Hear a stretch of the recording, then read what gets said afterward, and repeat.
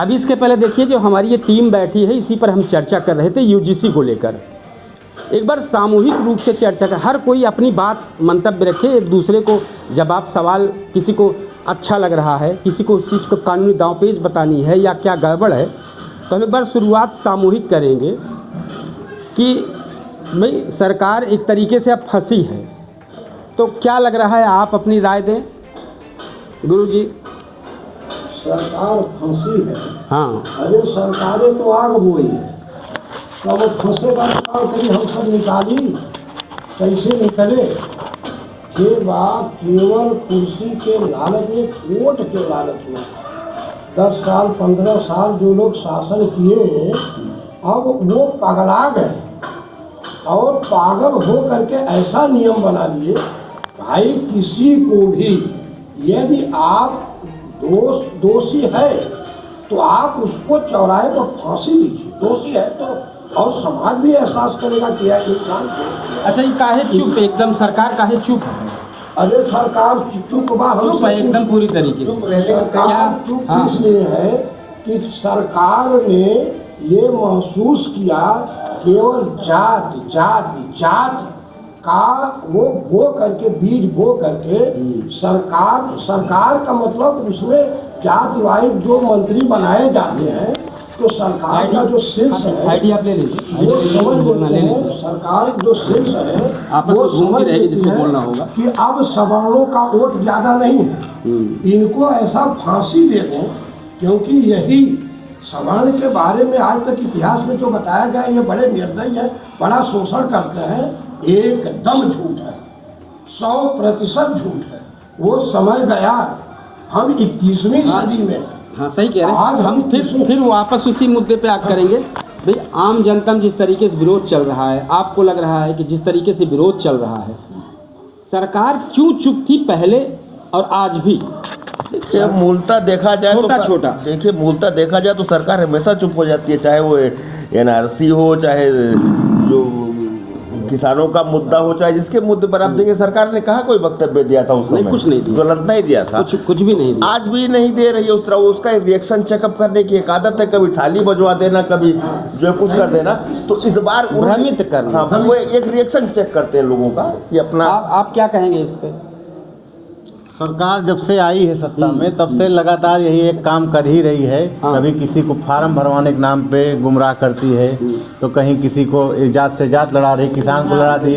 लगातार सरकार गुमराह करके अपना वोट बैंक बनाए रखी है। इस बार सरकार ने जो है ऐसे मतदाताओं को छेड़ा है जो सरकार की ईंट से ईंट बजाने का काम कर रहे हैं। इस समय सरकार को ये लग रहा है जो माहौल को बनाने का काम करते थे, अब उनके जो ये समझिए कि एक प्रकार से लाउड स्पीकर जो थे वो थोड़ा बंद हो गए हैं, वो उनके विरोध में आए हैं। तो हो सकता है कहीं न कहीं सरकार का जो है नींव हिलनी शुरू हो गई है और चुनाव में हिल भी जाए, ये ऐसी स्थिति बन रही है, दिख रहा है। और जो रही बात की जो ओबीसी आपने कहा, ओबीसी या एससी समाज की, जो उसमें बुद्धिजीवी वर्ग है, वो चीज़ का गहन अध्ययन करता है कि समाज के बारे में जो चिंतक है वो ये मानता है कि समाज बंटना नहीं चाहिए। और जो जातिवादी लोग हैं कि एक दूसरे से नफरत करने वाले लोग हैं, ऐसी विचारधारा को रखने वाले लोग, वो इस कानून को ना ख़त्म हो ऐसा सोचते हैं। उसके लिए वो लोग माहौल बनाते हैं कि हमारा भी वोट बैंक बना रहे। इसी कारण जो है समाज में यथास्थिति बनी हुई है।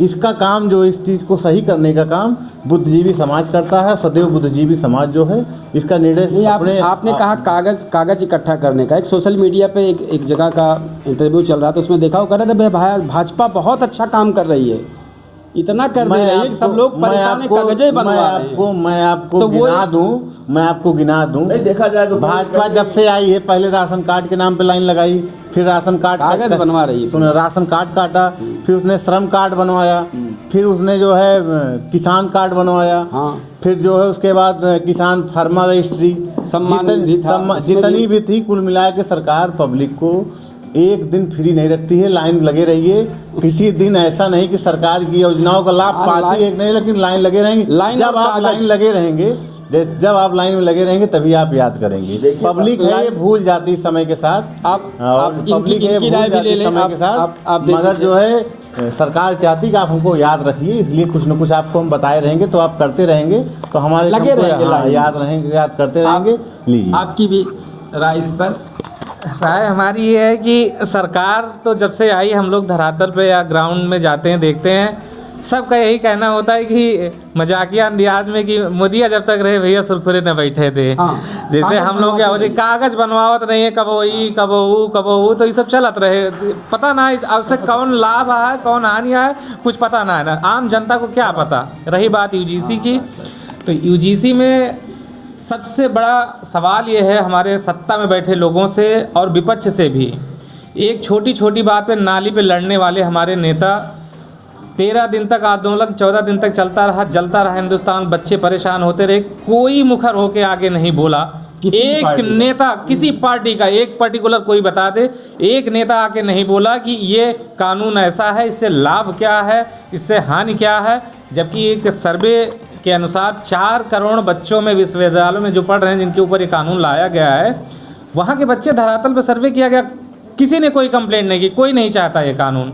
सब बच्चे चाहते हैं कि आपस में मिलजुल के पढ़ें, आगे बढ़ें। जबकि एक सर्वे के अनुसार इसकी कंप्लेंट दर 0.001 है, जिसको नगण्य माना जाता है।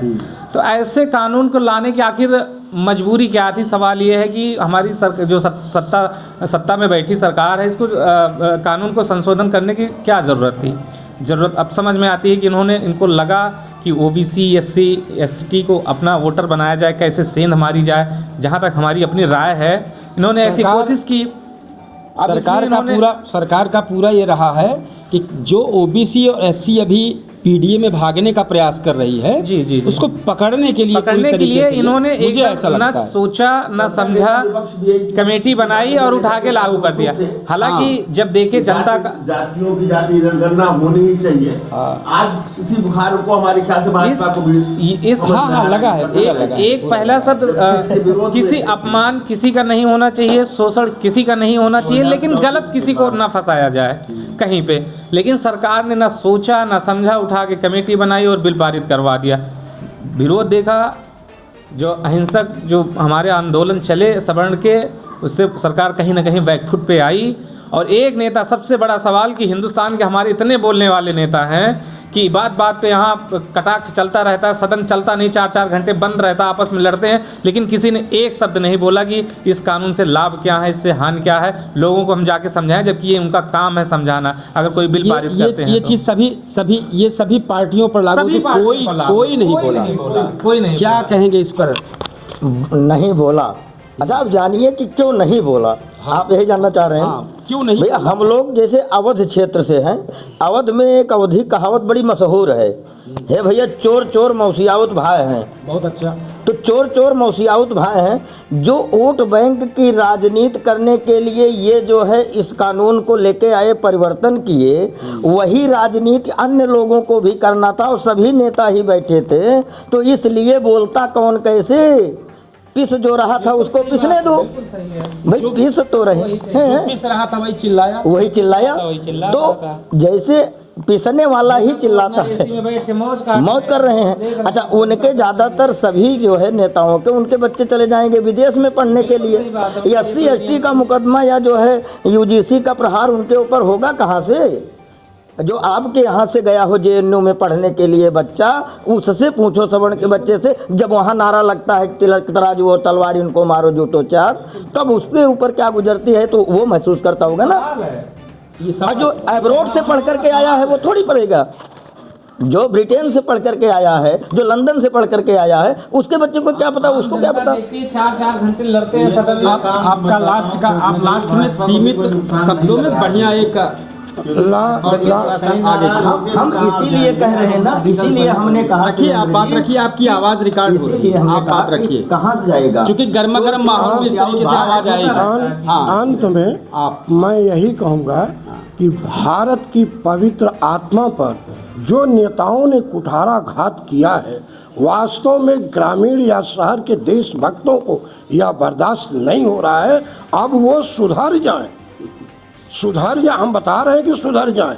और हम लोगों का एकदम निगाह ऐसा है आप तो खैर काफी दिन से राजनीति देख रहे हैं आजाद भारत से। जी ये बिल आया, वैसे तो बात बात पे सदन नहीं चलने देते हैं, किसी एक मुद्दे को लेके पूरा सदन 4-4 घंटे बंद रहता है। इस पर चाहे पक्ष हो चाहे विपक्ष हो, कोई भी पार्टी, एक नेता मुखर होके नहीं बोला। हम नाम- नेताओं के बारे में क्या हम कहना नाम- चाहते हम हैं? ये हमारे कहना देश के चाहते हैं, भविष्य सुनिए, इसमें ऐसा था कि भाजपा में भी फूट पड़ती है, उसमें से सवर्ण लोग लतियाए जाते हैं और अन्य लोग मिल करके दूसरी पार्टी बनाते हैं। अच्छा, ये और प्लानिंग तब- चल रही हाँ, थी। हम बतावत ही। और एक ही बात, दूसरी पार्टी बना करके मामला। पूरे भारत पर राज करते और इतना खंडन होता, इतना ये नेता। खैर, आप अरे आप नहीं जानकार नहीं है। अंदेशा जाहिर हम- किया जा रहा है। सुनिए, मैं ये चर्चा आत्मा है। से बोलता हूँ, मैं आत्मा से बोलता हूँ। इनकी निगाह कहाँ है, इनकी आवाज़ क्या है, इनके दिल में क्या है और इनकी गंदगी कहाँ है, ये सारी चीज़ों को समझने के लिए हम लोगों जैसा जो छप्पर से उठ करके, बड़े बड़े लोग थूनी तोड़ देते थे कि ये न चलाने पाए संस्था, तो इनकी असलियत को, ये 100 बल्ब जलाएं और एक बल्ब ये जला के देख लें, हम कहते रात दिन इनका एक एक बल्ब सोशल फोड़ेंगे। मीडिया पे एक और बहुत सही कह रहे हैं। हम गिनवा दे चल रहे हैं रहा था, आपको। ये सब आप लोगों से भी ये अपनी अपनी राय रखिएगा। योगी तुमसे बैर नहीं, मोदी तेरी खैर नहीं। हाँ, आखिर इस मामले में राज्य को हटा दिया, सीधा टारगेट मोदी को किया गया, क्या ऐसा जनता को महसूस हुआ कि ये सारा केंद्र से हो रहा है? हम थोड़ा कम बोलना चाहते हैं, एक शिक्षक के नाते शिक्षा पर आप बोलिए, शिक्षा पर आइए। शिक्षा पर। आज शिक्षा मित्र 7 साल से एक भी रुपया उनका मानदेय बढ़ा नहीं, 10,000 रुपए में वो शिक्षा दे रहे हैं। और कितने मर गए, कितने मर गए। एक तो साइकिल के द्वारा जो जिंदा है विदाई नहीं हुई। जो बच्चों को पढ़ाने का काम कर रहा है, उसके लिए उत्तर प्रदेश सरकार ने 1 रुपया नहीं बढ़ाया, वो शिक्षित होना देना चाहेगी। उसी का एक रूप ये आया कि सवर्ण के बच्चे काबिल हैं, वो कहते हैं पढ़ो, हाई लेवल पर पढ़ो, और तब नेताओं ने सोचा कि इनको हाई लेवल पर न पहुंचने दीजिए, ये प्राइमरी पर ही काट देना चाहते हैं। बहुत बड़ी साजिश है। सच बोलना, समझ लीजिए, सच बोलना चाहे जो भी हो, वो आत्मा से सच निकल ही जाती है। साजिश में कहीं न कहीं सभी पार्टियां हाँ, शामिल थी। बहुत साजिश में बहुत साजिश है। मानदेय नहीं बढ़ा, मगर भावनात्मक रूप से अगर देखा जाए, भावनात्मक रूप से तो सवर्णों की विरोधी सरकार शुरू से ही रही थी, आज भी है। और इसका सबसे बड़ा जुड़न उदाहरण आप देखना चाहें तो दिल्ली में ही देख सकते हैं। हाँ। सारे श्रम शौचालयों पर केवल और केवल सवर्ण जातियां हैं, जिनको ये बताया जाता है मुख्यतः कि ये बहुत बड़े हैं, ये बहुत सताने वाले लोग हैं। जातियों ये में लोग- बांटना ही अपने आप फिर में भी- गलत है। फिलहाल के यूजीसी को लेकर बांटना ही गलत है। यूजीसी, जो बच्चे अभी- हाँ, एक चीज है, यहाँ का पटेल बैकवर्ड है और गुजरात का पटेल सवर्ण है। हमारी बात वो नहीं है, बात ये है जो गुरु जी कह रहे हैं। देखिए, धरातल से देखा जाता है, समय अनुसार 2047 में तो परिवर्तन देखा का गया नियम। है कि विकसित भारत सपना वो कैसे नहीं पूरा होगा? नहीं, ऐसे ये लगता है अच्छा, ये बताइए, उम्र का कोनो अंदाजे नहीं थे। जिस दिन जो भी 2047 की बात करता है, समझ लीजिए 2047, वो किस दुनिया में आपको घुमा रहा है, कहाँ ले जाना चाहता है? आज आपको बांट रहा है और आपको 2000। अरे सुनिए, मैंने देखा है 5-5 साल गुजर जाता है और नेता कहता है कि एक नाली बनवा दी, 5 साल बीत जाता है और नहीं बनवा पाता है। 47 हमन के लोग देखावत बा, हमन का बड़ा उल्लू बाड़ी जा। 47 इनका देखी। अरे अपना भी आप देखिए कि अगली बार आपको मौका मिलेगा। 47 के भारत से 2026 का भारत कंपेयर अगर आप करेंगे तो काफी कुछ तरक्कियां हुई है, काफी कुछ अच्छे काम भी हुए। इससे तरक्की करना सरकार का काम है, ये कोई मुख मोड़ नहीं सकता। नहीं तो टोटल सुनिए, सरकार की ये विगत आजाद भारत से तरक्कियां आपको सरकार हम लोगों ने बनाया है ना। किसी ने बनाया सबसे बड़ी शक्ति भगवान के बाद सरकार ही मानी जाती है। आपको सरकार बनाया गया है। मैंने कहा जब आप समानता का अधिकार है तो फिर समानता में असमानता क्यों पैदा कर रहे हो? बड़ा सवाल। समानता कभी न थी न कभी रह पाएगी। ना ना ना, देखिए, बराबर हो नहीं पाती है। अरे देखिए, गलत जगह मत जाइए। काहे नहीं थी समानता? काहे नहीं थी समानता? फुल समानता है। फ़िलहाल आज हम खबर को समापन की मोड़ पे लाएंगे। और मैं चूँकि एक कार्यक्रम मेरा चल रहा है लगातार 8:42 शाम को हम अपने फेसबुक पेज पर लाइव हो रहे हैं और जनता की समस्याओं को उस प्लेटफॉर्म पर उठा रहे हैं। फ़िलहाल अभी आपने देखा काफ़ी गहमा गहमी का माहौल बना। हम एक शेर पढ़ते हैं, एक अच्छे शायर की है, और उस कार्यक्रम मैं जब भी कार्यक्रम करता हूँ उसको ज़रूर मैं बोलता हूँ। हंगामा खड़ा करना मेरा मकसद नहीं। हंगामा खड़ा करना इस कार्यक्रम का भी मकसद नहीं है कि सिर्फ हम हंगामा ही खड़ा करें। तो हंगामा खड़ा करना मेरा मकसद नहीं, मेरी कोशिश है कि ये सूरत बदलनी चाहिए। मेरी कोशिश है कि ये सूरत बदलनी चाहिए। फिलहाल इसी जोश और खरोश के साथ हमारा एक कार्यक्रम अनवर चलता रहेगा। एक हमारा कार्यक्रम चल रहा है पूछता है सुल्तानपुर, जिसमें सुल्तानपुर की समस्याओं को लेकर चर्चा रात में 8:42 पर हो रही है। और दूसरा, मैं ग्राउंड पर जाकर हाल क्या है दिलों का, जो मेरा बहुत पुराना चर्चित कार्यक्रम है, उस पर लोगों की राय लेते हैं, ज्वलंत मुद्दों पर चर्चा करते हैं। तो इसी के साथ हम फिर कहीं और किसी और मुद्दे पर फिर मुलाकात होती है आप सबसे। तब तक के लिए जय हिंद, धन्यवाद। आप देख रहे हैं केडी न्यूज।